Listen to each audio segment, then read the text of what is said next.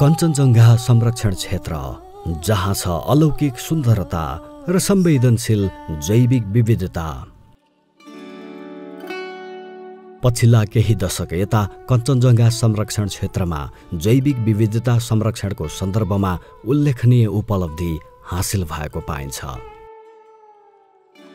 त्योभन्दा अलि पहिला हामीलाई थाहा हुँदाखेरि अलि ठुल्ठुलो रुखहरू भेट्नको लागि चाहिँ कि नागथान हुनुपर्ने कि देवीथान हुनै पर्ने त्यस्तोहरू मात्रै थियो। तपाईको 54 सालदेखि चाहिँ कञ्चनजङ्घा सुरु भइकन चाहिँ जतासुकै जङ्गलहरू अलिकति बढ्न थाले।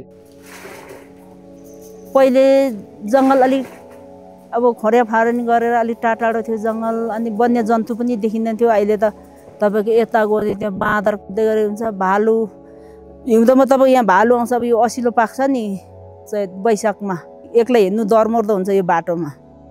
यही सुन्दरताभित्र यहाँका स्थानीयले र मानवीय क्रियाकलापका कारण यहाँको जैविक विविधताले थुप्रै चुनौतीको सामना गरिरहेको छ। अहिलेको स्थितिमा चाहिँ यो अब हाइटोहरू आयो, दिनभरिमा 100 फायर पनि पर्किन्छ। त्यसले गर्दा अलिकति भाग्दै छ यो वन्यजन्तुहरू।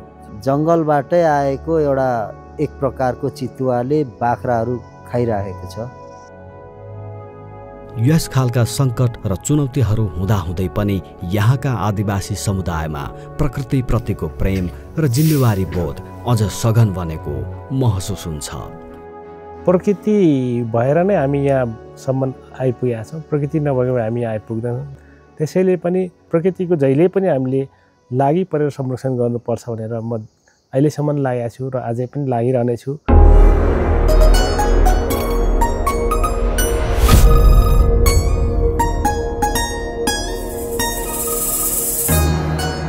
कञ्चनजङ्घा क्षेत्रका स्थानीय समुदायको जीवन र जीवनशैली प्रकृतिसँग गहिरो रूपमा गाँसिएको छ र उनीहरूसँग आफ्नै शैलीको प्रकृति संरक्षणको आदिवासी ज्ञान र सिप छ। पुस्तौँदेखिको ज्ञान र संस्कारमा आधारित संरक्षण।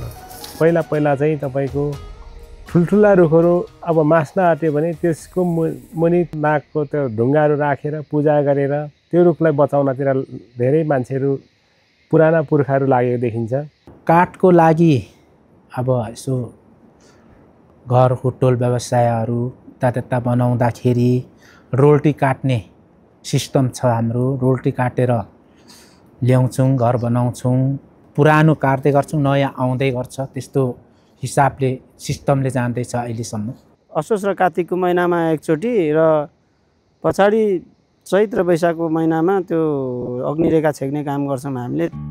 परम्परागत आदिवासी ज्ञान र सिप मार्फत प्रकृति संरक्षणमा समर्पित यहाँका स्थानीय अहिले प्रविधिको सहायताले वैज्ञानिक ढङ्ग मार्फत जैविक विविधता संरक्षण अभियानमा अघि बढेका छन्।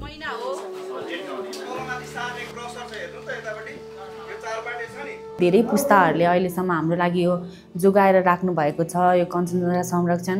र अब यो कर्तव्य चाहिँ मेरो जसलाई अहिलेको जेनेरेसनहरूको कर्तव्य हो भन्ने सोचै राखी म यो तालिममा उपस्थित भएको हुँ। हामीले जिपिएस हुन्छ अनि यो क्यामेराले खिचेको भनेर त्यहाँनिर हामीलाई छुट्याउन सजिलो हुन्छ कि यो ठाउँ लोकेसनहरू। तपाईँको जिपिएसको कुरो भयो, क्यामेरा ट्र्यापका कुराहरू, यिनीहरू मेरो लागि चाहिँ नौलो नयाँ नै हो। सुन्नुमा मात्रै आएको थियो पहिला। युनेस्कोले जैविक विविधता संरक्षणका लागि सामुदायिक सहभागिता सुदृढीकरण परियोजना मार्फत कञ्चनजङ्घा क्षेत्रका स्थानीयलाई आफू बाँचिरहेको भूमिको जैविक विविधताको निगरानी र संरक्षणमा योगदान दिन सक्रिय बनाएको छ। यो परियोजनाको मूल उद्देश्य वैज्ञानिक उपकरणहरूलाई आदिवासी ज्ञानसँग एकीकृत गरी जैविक विविधताको निगरानीलाई सशक्त बनाउने र कञ्चनजङ्घा संरक्षण क्षेत्रलाई IUCN ग्रिन लिस्ट र युनेस्को बायोस्फियर रिजर्भमा सूचीकृत गर्न सहयोग पुर्याउनु हो। यो project convention on biological diversity 2022 अन्तर्गतका जुन Kunming Montreal global biodiversity framework छ त्यस अन्तर्गत चाहिँ हाम्रो 30 by 30 भन्छन्। 2030 सम्म 30% of land ocean coastal marine सिस्टमहरू चाहिँ हामीले प्रोटेक्ट गर्छौँ भन्ने खालको हो। यसमा चाहिँ स्पेसिफिकली हाम्रो यो प्रोजेक्टले चाहिँ इन्डिजिनस पिपल्स र लोकल कम्युनिटिजको राइट्स लाई चाहिँ हामीले रेस्पेक्ट गर्दै इन्टिग्रेट गर्ने भन्ने खालको चाहिँ एउटा खालको अप्रोच रहेको छ। The Manan Biosphere Reserve project is an important initiative that highlights indigenous knowledge as part and parcel of solutions where we can test these solutions, we could exploit and document them and make sure that indigenous knowledge is part of our solutions. तालिममा सहभागी भएपछि स्थानीय समुदाय अब आफ्नै प्रयासमा वन्यजन्तु सम्बन्धी तथ्याङ्क सङ्कलन, अवलोकन र सोको रिपोर्टिङ गर्न सक्षम बनेका छन्। म यो क्यामेरा सही ठाउँमा चाहिँ तपाईको राख्ने, त्यहाँको डेटा कलेक्सन गर्ने, एउटा रिपोर्ट बनाउने र सम्बन्धित कार्यालय अफिसमा पुर्याउन सक्छु भने चाहिँ दाबी गर्न सक्छु। मान्छेले मौखिक रूपमा फल्ना ठाउँमा यो जनावर छ भन्दाखेरि त्यो विश्वास नलाग्ने भयो, क्यामेराले खिचेर राखेपछि प्रमाणित भयो। यो प्रमाणीकरण गर्नुपर्नेमा पनि क्यामेराको ठुलो देन छ भन्ने कुरो मलाई लाग्यो। परियोजनाको सहयोगमा ताप्लेजुङको फक्ताङलुङ गाउँपालिकाको वडा नम्बर 5 र 6 का विभिन्न स्थानमा 70 वटा ट्रेल क्यामेरा जडान गरिएको छ। यसको सहयोगमा कञ्चनजङ्घा संरक्षण क्षेत्रलाई IUCN ग्रीन लिस्ट र युनेस्को बायोस्फियर रिजर्भमा सूचीकृत गर्न आवश्यक कदम चाल्न सहयोग पुग्ने अपेक्षा गरिएको छ। जस्तै ग्रीन लिस्टमा चाहिँ 1 देखि 100 सम्मको क्राइटेरिया छ भनौँ न एउटा, भने अहिले हामी कहाँ छौँ भन्ने कुरा नै हामीले हेर्न खोजिरहेको छ। त्यो अहिले भएको स्कोरबाट त्यो 60-70 जो रजिस्टर हुनलाई पुग्ने स्कोरसँग पुग्दाखेरि के ग्याप छ त यो अहिलेको स्टडीले आइडेन्टिफाई गर्छ। त्यो ग्यापहरूलाई हामीले कसरी मिट गर्छौँ र त्यसलाई 70मा लान सक्छौँ भन्ने कुराहरूमा लाग्छौँ। जुन हाम्रो नेपाल सरकारको उद्देश्य छ, समुदायले जुन व्यवस्थापन गरेको संरक्षण क्षेत्र समुदायले एउटा विश्व सामु एउटा नमुना संरक्षण क्षेत्रको रूपमा स्थापित गर्न हामीले खोजिरहेछौँ नि, त्यो चाहिँ अझ प्रचार प्रसार गर्नमा थप सहयोग पुग्छ र यसले पक्कै पनि हामीले समुदायको निम्ति, संरक्षणको निम्ति सकारात्मक भूमिका खेल्छ, सपोर्ट पुग्छ भने किन नगर्ने भनेर चाहिँ प्रतिबद्ध भएर अगाडि बढ्दैछ। बायोस्फियर रिजर्भ भनेको एउटा नयाँ कन्सेप्ट, नयाँ मोडेल आएको छ।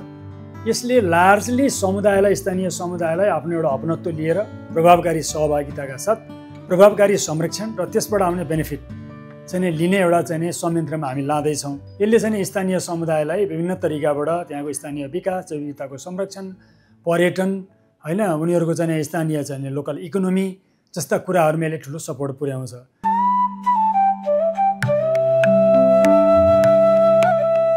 यसरी कञ्चनजङ्घाको काखमा एउटा नयाँ अध्याय सुरु भएको छ, जहाँ परम्परा र प्रविधि बीच गहिरो सहकार्यको थालनी भएको छ र कञ्चनजङ्घा क्षेत्र अझ सुरक्षित र समृद्ध बन्ने बाटोमा अग्रसर बनेको छ। अनि यो अभियानको मूल नेतृत्वकर्ता स्थानीय समुदाय जैविक विविधताको सच्चा संरक्षक बन्न प्रतिबद्ध छन्।